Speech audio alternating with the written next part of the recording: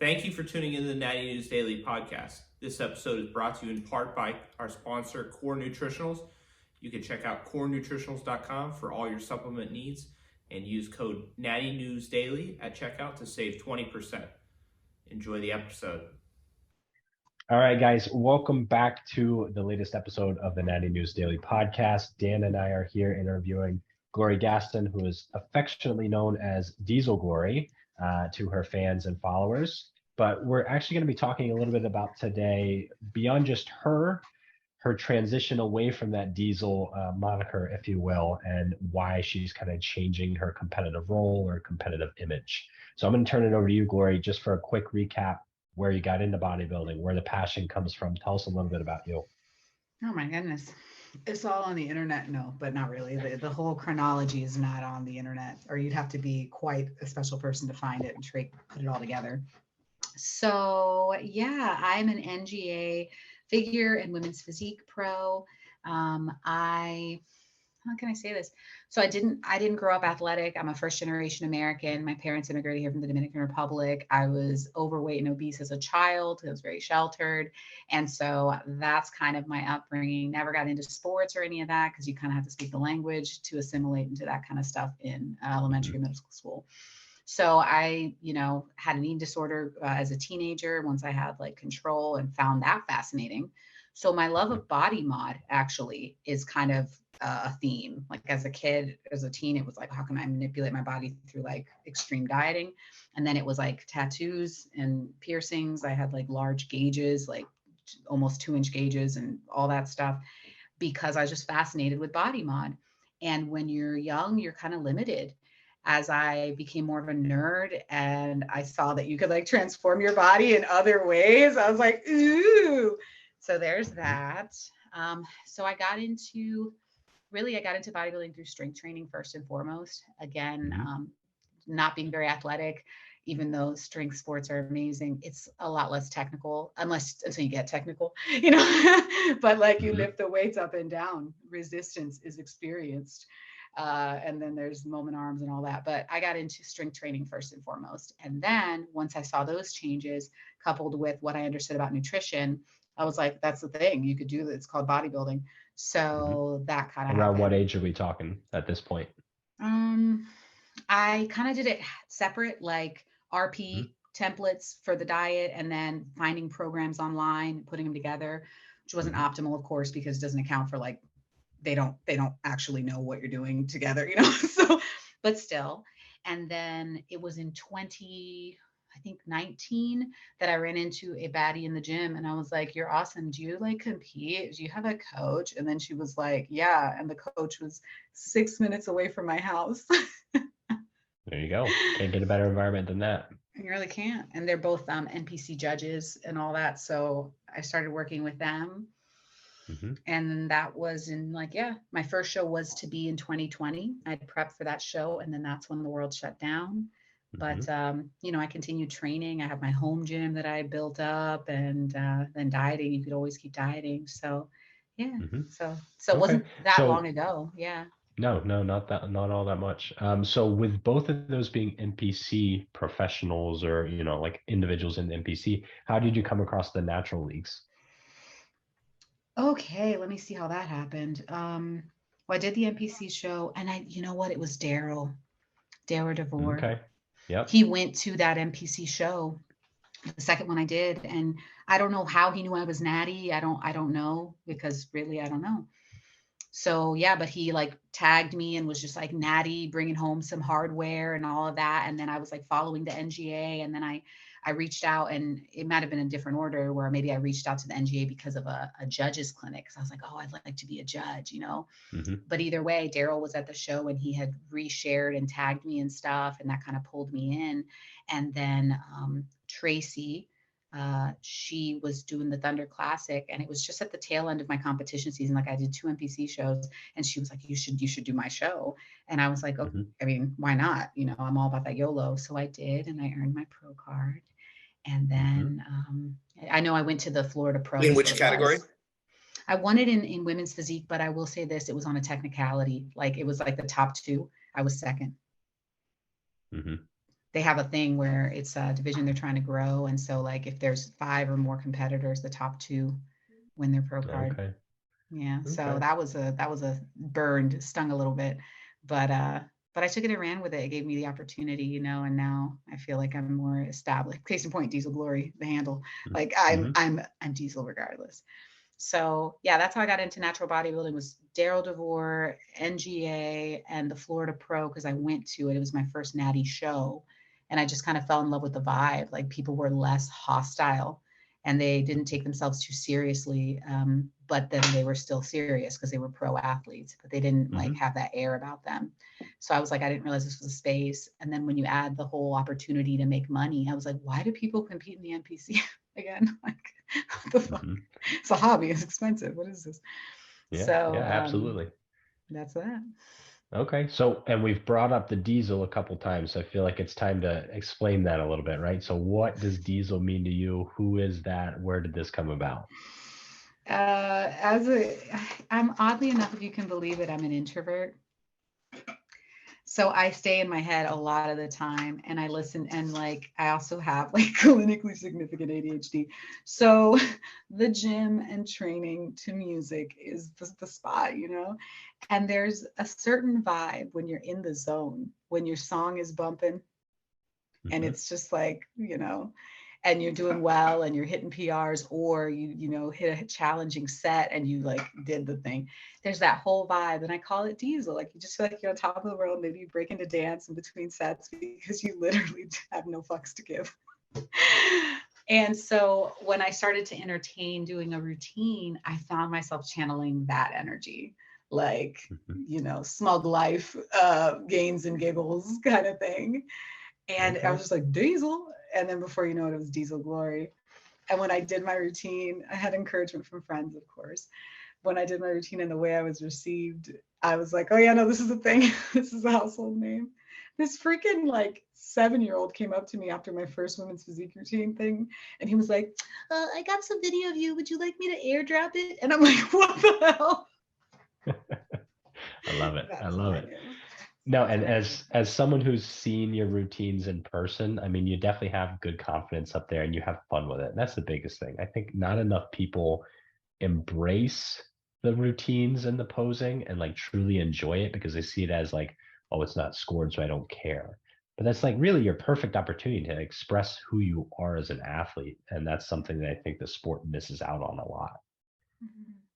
I appreciate you saying that because definitely my authenticity is my currency. And one of the things I tell myself is like, I don't know how I'm going to place. I have a lot of stressors that ultimately accumulate around showtime and then I hold water and it's a whole effing thing. And so I call things my guaranteed wins. I always try to focus on what are my guaranteed wins. And one of them is having fun. So it's like, and also like the family reunion of show day, you know, all these, the Natty scene is actually a small world in its own right. And so it's like, whenever I find myself getting like anxious or a little discouraged or something's not going well with regard to a show, I tell myself, well, what, focus on your guaranteed wins. The day is going to come and go, and then you get to freaking relax. You have no laundry list anymore, at least for 48 hours of crap to do, right? None of this tracking water, tracking this. You get to spend time with people that you interact with online, and you get to actually share the same like reality in person. You get to have fun on stage. You get cool pictures. You get blah, blah, blah. So the routine is definitely one of those guaranteed wins, and that's why you see me having so much fun. I will say the other thing that bothers me is I love classic physique. And that is a lost art where a lot of people aren't embracing the opportunities there. Or they think it's all about like their size and their look. And then they don't embrace so much that you can do in posing. And so, yeah, I'll just say that. I'll leave it there. Yeah, I mean, you're definitely preaching to the choir there. I think we, you know, especially us understand the art of bodybuilding and the art of classic physique. And that's actually where both of us got our starts beyond transitioning. Now, I might still do some classic physique. I think Dan has said at some point or other that he's pretty much done with it. I'm done with classic. Yeah. Open bodybuilding only. I kind of want to ask why, but I don't know if that's, you know, part of the... I can briefly say it fits my frame and my structure and muscularity better. And Yeah, I'm a little. I don't know. My personality is a little better suited to bodybuilding. That's about it. Fair. In a And you nutshell. built that structure. You built the structure for bodybuilding too. So now that you're like settled in that, you actually fit it right. Like, dude, just milk it. Mhm. Yeah, I think this is a perfect opportunity to kind of bring it back to you, Glori, right? Because you Oh my said God. what your physique and figure pro in the Yeah. NGA. For those that don't follow you, they won't know, but you just competed as an amateur in the bikini ranks in the last, Yeah. what, 3 days, 4 days, something like that, right? Yeah. So Time. talk us through that decision. What happened? Why go that route? Because I think this is something a lot of athletes can learn from. Oh yeah. So I guess trying to be linear about this, again, studying bodybuilding, consuming a lot of content around bodybuilding, both natty and enhanced or untested. And when I take stock of what I love about bodybuilding, the competitively, it's the routine and it's the practicing skills, as related to that. So posing. I am a bro, or I say that I'm a bro because of all the other context I've already laid out. So I've always found the heels to be intimidating, uncomfortable, the freaking pageantry of the whole damn thing, the stupid open palm with women's physique. I like resent it all. But you do what you do to, just like where you go through academia to get to where you can then be free. And that's the routine. So, whatever, Mm-hmm. But I had a physique assessment done by Ashley Caldwasser's coach, Adam Bonilla, about 2 years ago after one of my first shows. And he was all like, you have the frame and the structure to do really well in bikini in like 4 months time, like winning national shows. Why don't you consider bikini? And all I could think of was the pageantry, the flirtiness, the near pornographic, like the bastardization of bodybuilding, and that's not me. And You get there into is the no joy. personality of it. Yeah.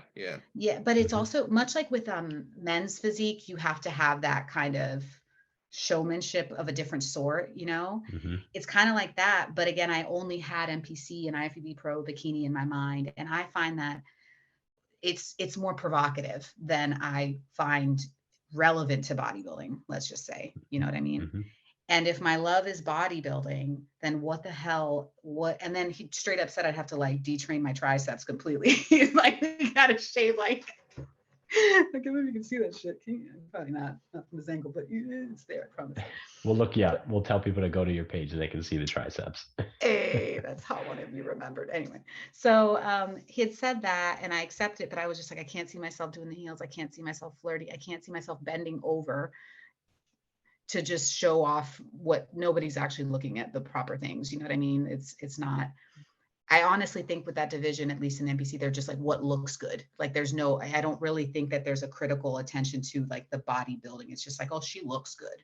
I know it's more than that, but I don't like that. I know it's a subjective sport, but I really want there to be more definitive, like, whatever. So that was the first time it was planted in my head, but I was like, well, I'm not competing in the NPC and I love natural bodybuilding and I get to pursue this and yada, yada, yada. But the last couple of preps that I had were really brutal. My last coach had me put on like 30 pounds because I'm physique and trying to freaking grow, which then I'm a really good dieter. I practice flexible dieting and I don't just do a strict meal plan. So that wasn't the problem, but it was that my body wasn't responding because it was holding the weight. It's like what happens, your body wants to cure, settle into what you've just been investing in.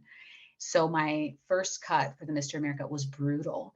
And I ended up having to go down pretty low in calories, do a fuck ton of cardio, not train in the gym, which all of those things bring me joy, training. So to not be training, to be underfueled. So I had adrenal fatigue and all this crap.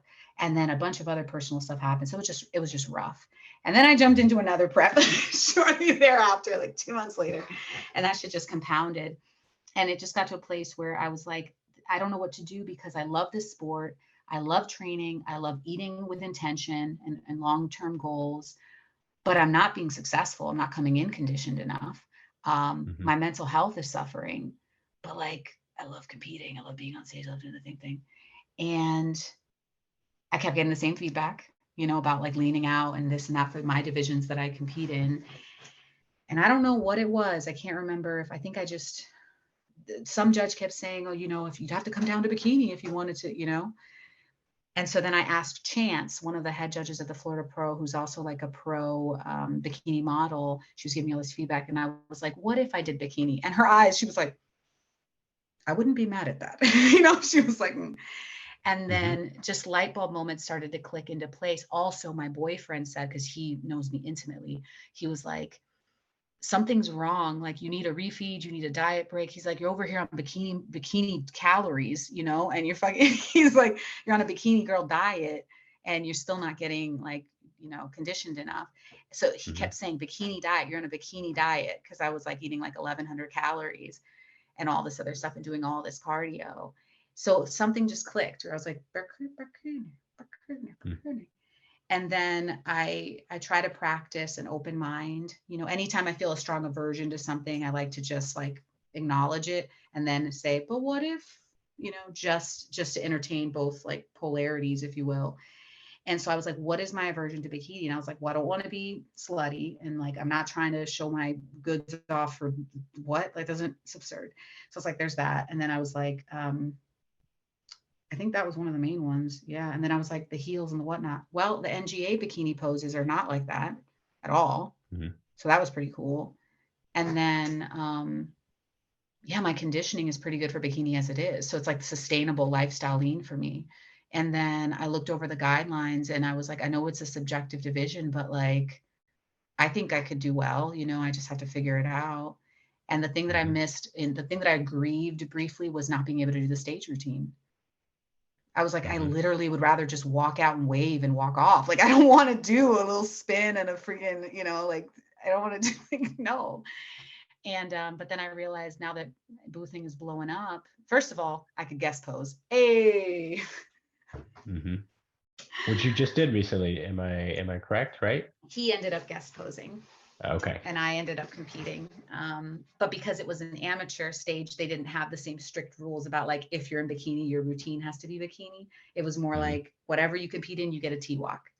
So I was able to do my women's physique, diesel routine. So that was cool. So yeah, I kind of addressed my reservations and I was like, okay, losing the routine. Like, I don't know that there's enough incentive for me to compete if I don't get to do a routine that I love, And then I was like, I also don't want to be provocative. Like, it's just not something I identify with. And so those things were addressed. Guest posing in my future. Also, now that boothing is blowing up, mixed pair in the future. Maybe. So I'd be down for that. Yeah, bring that mess back. So then I was like, let me just lean into this and see, because I have that background of being like overweight as a child and also working in healthcare and just really caring about longevity and systems, having a lifestyle, right? Something that is sustainable. I was like, bikini, like, I feel like 1,700, 2,000 calories I could do easy with like a free meal here and there, just because of how I eat and what I do and how much my morning walks and my blah, blah, blah. So I was like, this is actually sustainable, but allows me to be competitive, because I haven't been competitive. I don't think I brought home a bag yet. You know what I'm saying? Spending a lot of money, but I'm not being competitive. So I was like, wow, I would actually have the means of staying in this space, staying relevant in this space, even if I'm not crazy successful.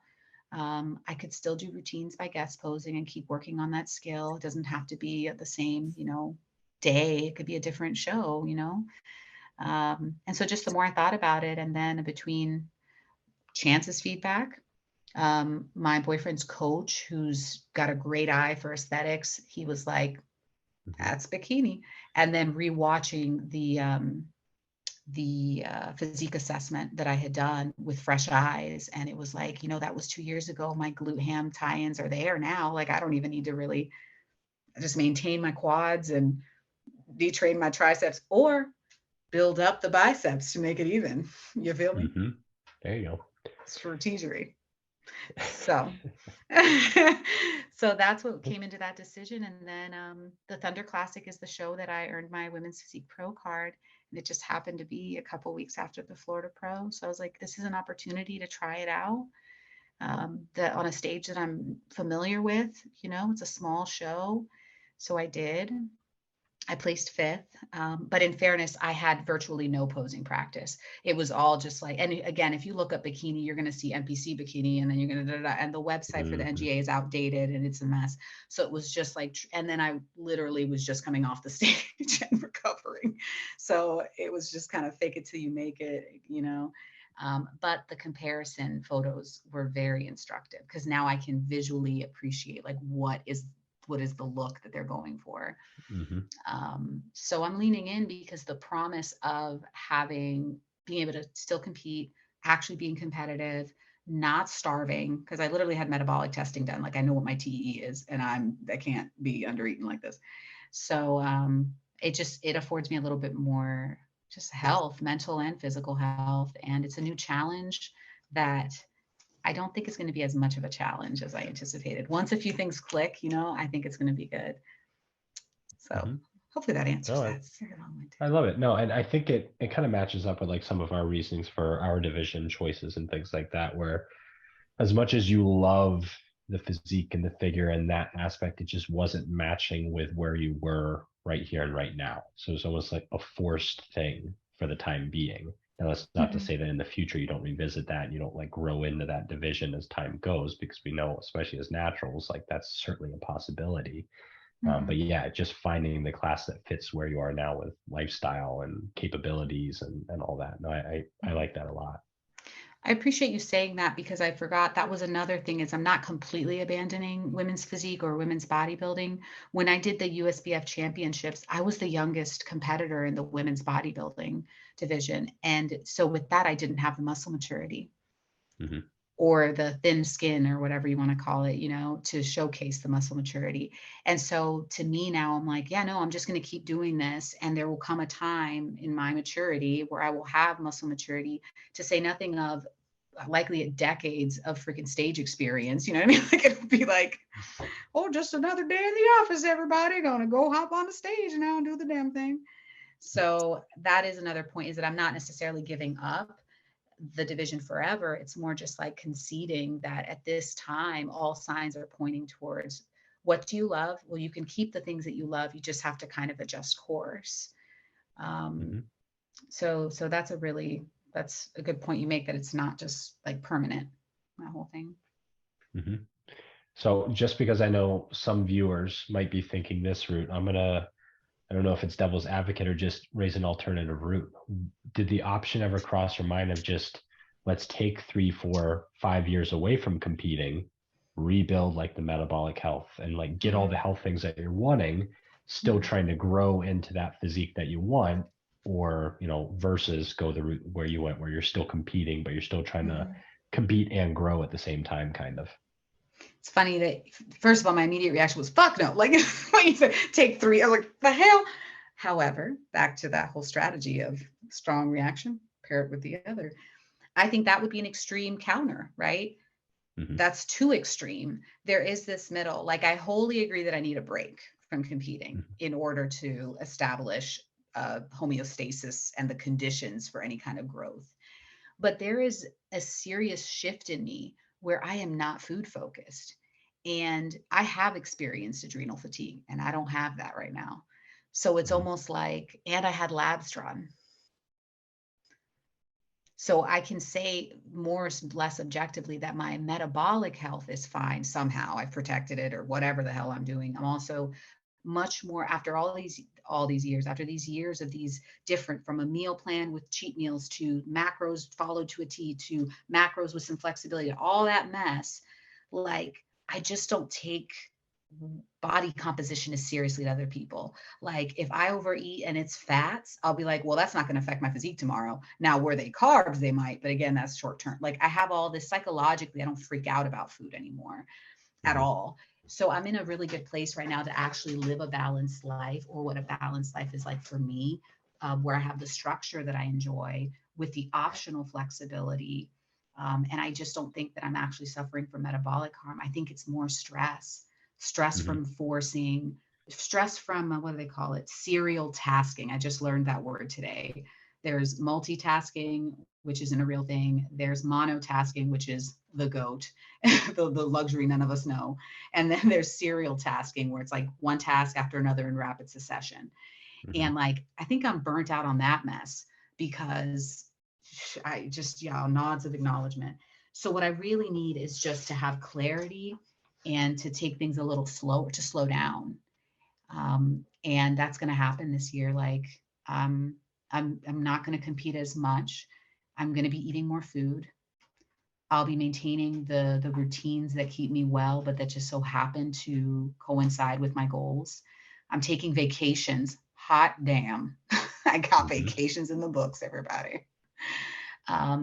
So the whole 3 or 5 years off to build or to repair, I don't think there's anything to repair that I can't repair by just like lightening my load. 3 to 5 years off is just, I can't even, I've saved that for family planning, everybody. Let's not forget, I am a woman. So the men at the panel here is like, oh, 3 to 5 years. I'm like, that's gonna save that for when I have kids. Thank you very much. Mhm. So, and that's, you know, part of the plan as well. So, so yeah, no, 3 to 5 years, no, but yeah, there's that. And then I do still want to compete in a performance-based sport at least once. Mhm. So once I kind of put the heels down, I will do some maintenance, some building.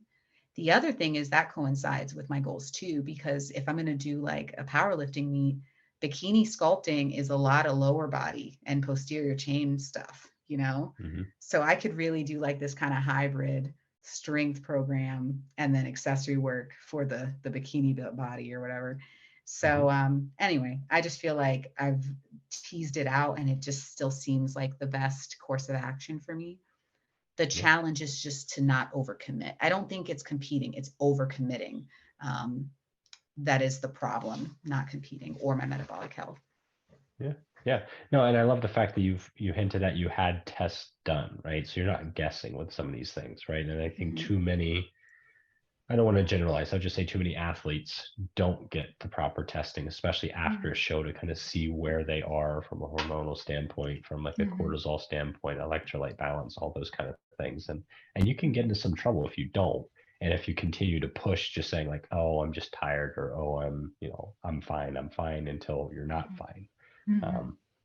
Dan knows I've seen that firsthand, and I'm working to be more mature about that myself. So yeah, so no, that's good that you got that kind of like flat out of the way, where you can make a more objective assessment and not just be emotional about it and have your like your ego or your bias kind of feed what you already want to do.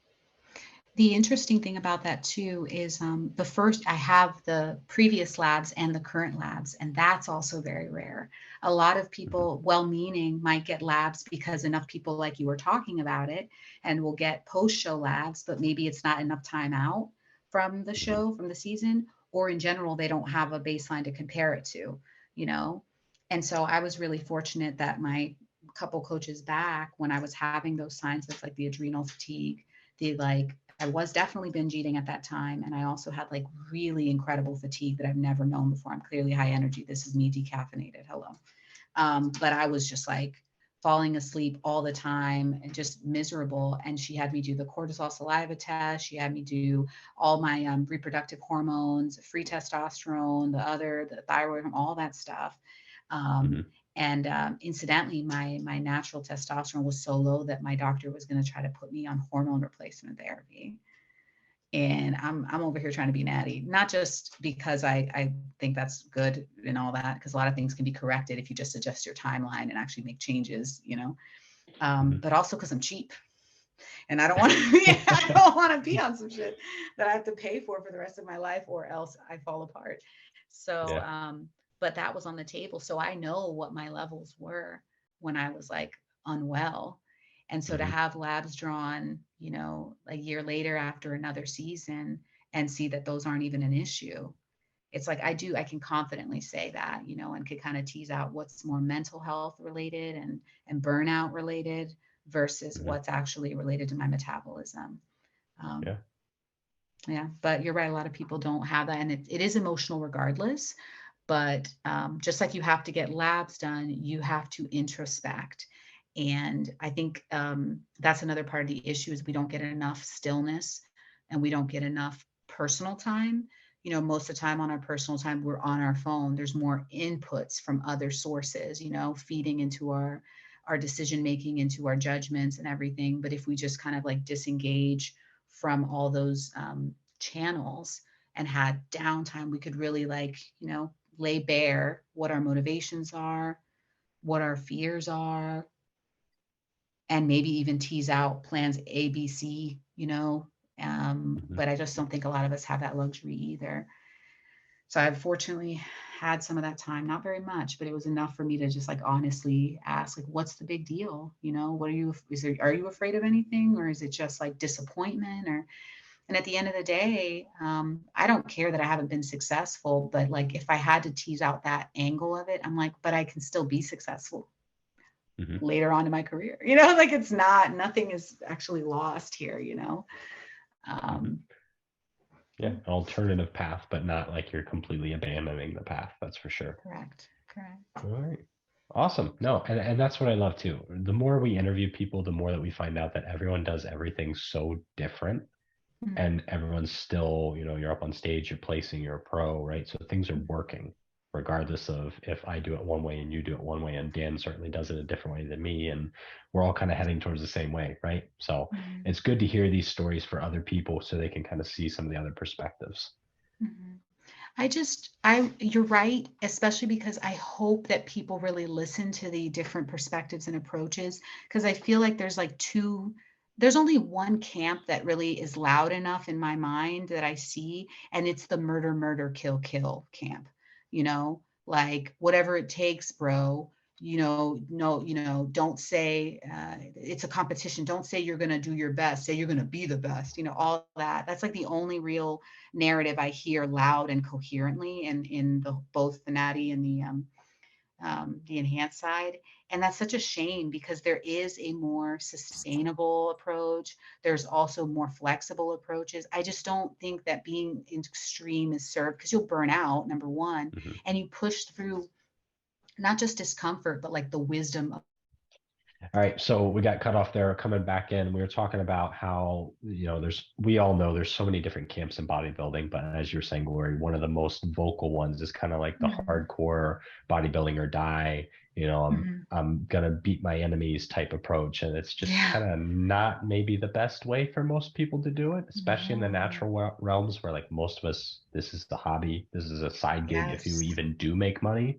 Where most of us are in the red all the time. So I'll turn it over to you and stop talking.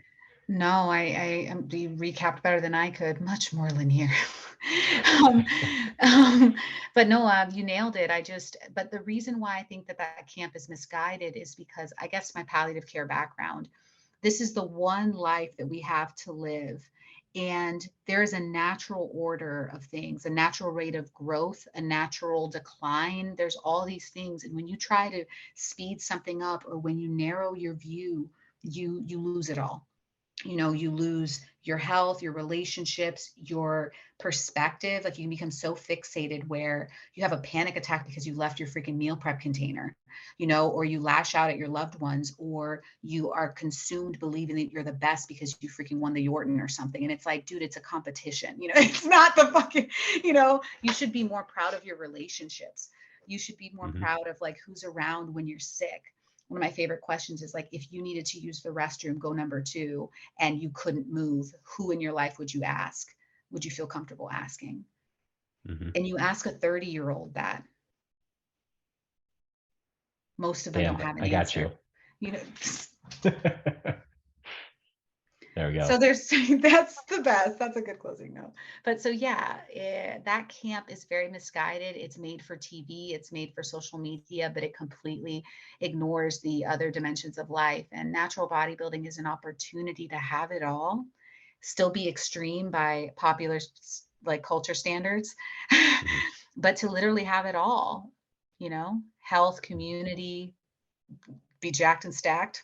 You know, fun, kind of, sort of famous, make some money without commitments. These IFBB pros, they're under contract. They can't do shit. You know, they can't do shit. They can't like go do a posing clinic for somebody, you know.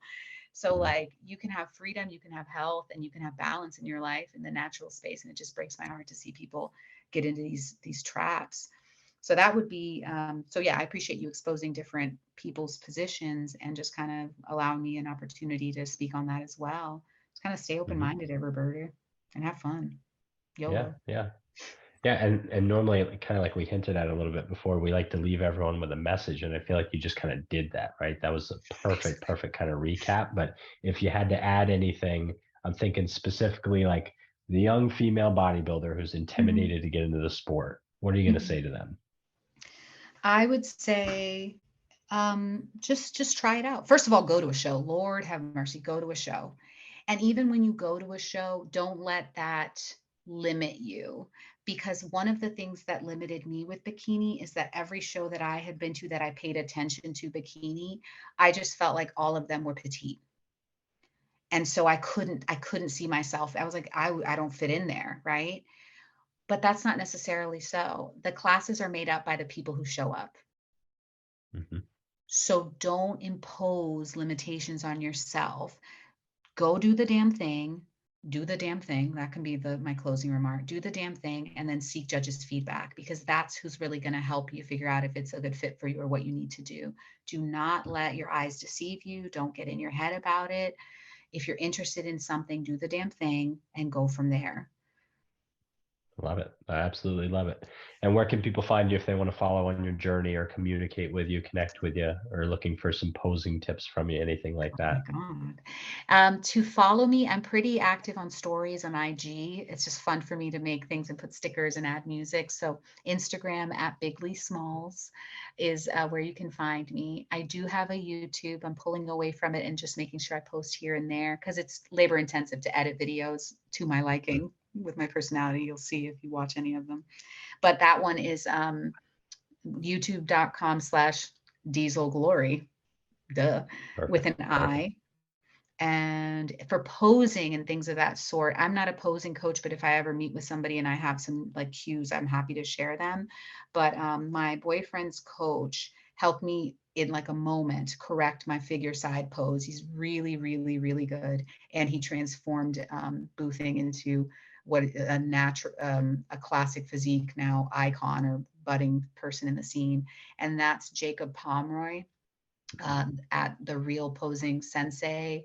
And he's with a Prodigy Posing and Prep. So if you can catch him at a posing clinic, if you can reach out to him personally, he will get you right.